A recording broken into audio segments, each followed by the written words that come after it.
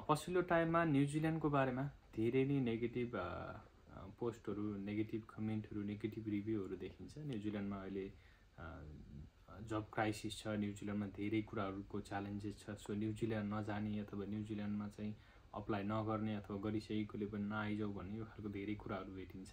So म यो भिडियोमा केही क्ल्यारिफाई गर्न चाहन्छु। हजुरले जसले चाहिँ न्युजिल्यान्ड प्लान गर्दै हुनुहुन्छ, जो चाहिँ नेपालमा अथवा जो चाहिँ न्युजिल्यान्ड आउनुभएको छैन र आउने प्लान गर्नुभएको छ भने म केही पोइन्ट्सहरू हजुरलाई सेयर गर्छु। त्यो कुरालाई प्रिपेयर गरेर न्युजिल्यान्ड आउनुभयो भने अफकोर्स न्युजिल्यान्ड तपाईँहरूको लागि बेटर नै साबित हुन्छ। पछि गएर त्यस्तो धेरै कुरामा प्रब्लम नहोला। सो फर्स्टमा त हजुरले न्युजिल्यान्ड आउँदै हुनुहुन्छ भने फर्स्ट थिङ भनेको choose the high demanded course, जुन कोर्सको भ्यालु अलिकति बढी छ, जुन कोर्सले चाहिँ पछि लङ टर्म करियरमा हजुरलाई जब मार्केटमा रेजिडेन्सीको लागि र जुन कोर्समा केही इन्टर्नसिपहरू यस्तो कुराहरू प्रोभाइड गर्छ त्यो खालको कोर्सहरू मात्र चुज गर्नुहोस्। र जुन कोर्स चाहिँ ब्याचलर्स अथवा मास्टर्स डिग्री छ, पोस्ट स्टडी वर्क भिजा पाउँछ, त्यो खालको कोर्स मात्र अप्लाई गर्नुहोस्।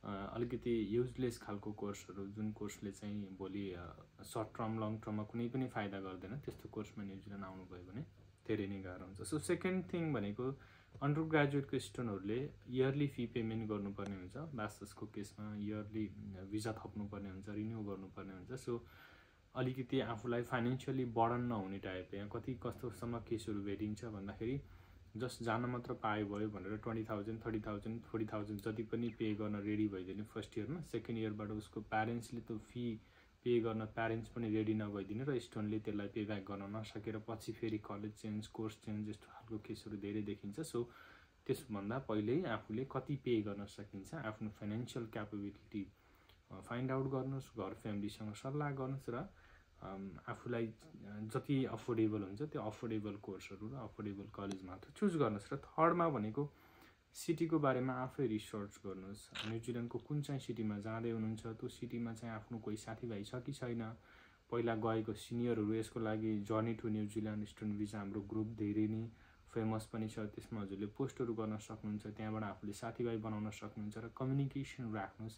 त्यो ठाउँमा कस्तो छ, वेदर कस्तो छ, आफ्ना हेल्थ इस्युजहरू सबै कुराहरू त्यहाँ आफूले भोलि कलेज जाँदाखेरि कोसँग जाने, कहाँ जाने, आफ्नो असाइनमेन्टको लागि हेल्प हुन्छ। सो पहिले आफूले एटलिस्ट 2-4 जना साथीभाइ जसले त्यो कोर्ससँगै पढ्दैछ, पढ्न गइरहेको छ, पढेर ग्रेजुएट भएको छ, त्यो खालको आफूले त्यो साथीभाइ बनाउनु भयो र आफूले केही साथी सर्किल त्यसरी कनेक्ट गर्नुभयो भने हजुरलाई एयरपोर्ट पिकअपदेखि लिएर आफूलाई अकोमोडेसनहरू एरेन्ज गर्न उहाँहरूले हेल्प पनि गर्नुहुन्छ। त्यो कुराको लागि चाहिँ एटलिस्ट सिटी बुझ्नुहोस् र केही साथी बनाउनुहोस्। र लिभिङ एक्सपेन्सेस मिनिमम 5-6 मन्थको लागि एरेन्ज गरेर आउनुहोस्। भनेको $10,000 to $12,000 जस्तो आफ्नो 1 इयरको फी पेमेन्ट गरिसकेपछि त्यति अमाउन्ट म्यानेज गरेर आउनुभयो भने अथवा न्युजिल्यान्डमा आएर अकाउन्ट क्रिएट गरिसकेपछि हजुरको प्यारेन्ट्सले लिभिङ फी भनेर ट्रान्सफर गरिदिन मिल्छ। सो त्यो गर्नुभयो भने हजुरले सेकेन्ड ह्यान्डमा एउटा कार किन्न सक्नुहुन्छ।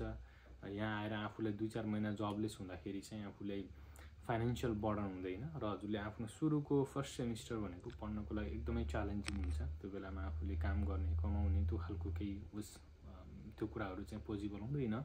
सो त्यसले गर्दा त्यो पैसाले चाहिँ आफूलाई सर्भाइभ हुँदै पढाइलाई पनि कन्टिन्यू गर्दै जान पाउनुहुन्छ र आफूलाई पनि सर्भाइभ गराउन इजी हुन्छ। सो केही न केही पैसा चाहिँ बढी लिएर आउनुहोस् अथवा फ्यामिलीलाई यो कुराहरू इन्फर्म गर्नुहोस्।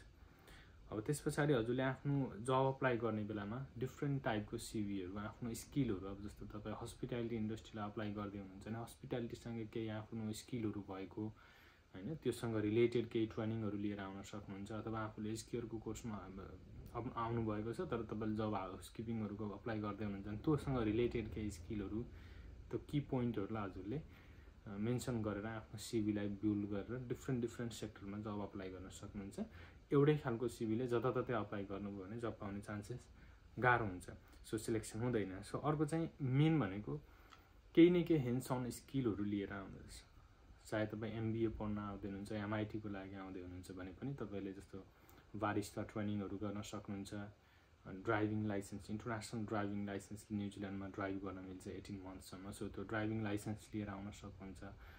अरू कुनै हाउसकिपिङसँग related training, age care, health केयरसँग रिलेटेड ट्रेनिङ, फर्स्ट एडसँग रिलेटेड ट्रेनिङहरू, केही न केही ट्रेनिङहरू लिएर आउनुभयो भने जब मार्केटमा हजुरलाई सर्भाइभ हुन इजी हुन्छ, कसैले जबमा सिलेक्ट गर्ने चान्सेस पनि हुन्छ।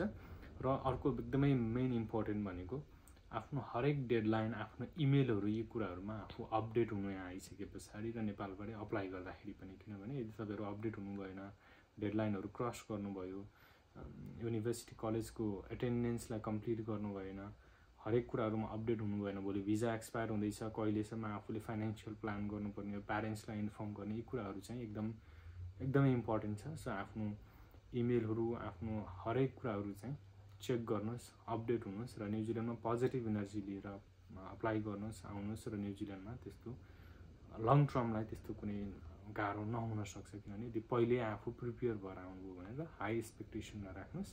So wish you all the best सबैजनालाई। So thank you for watching, bye by.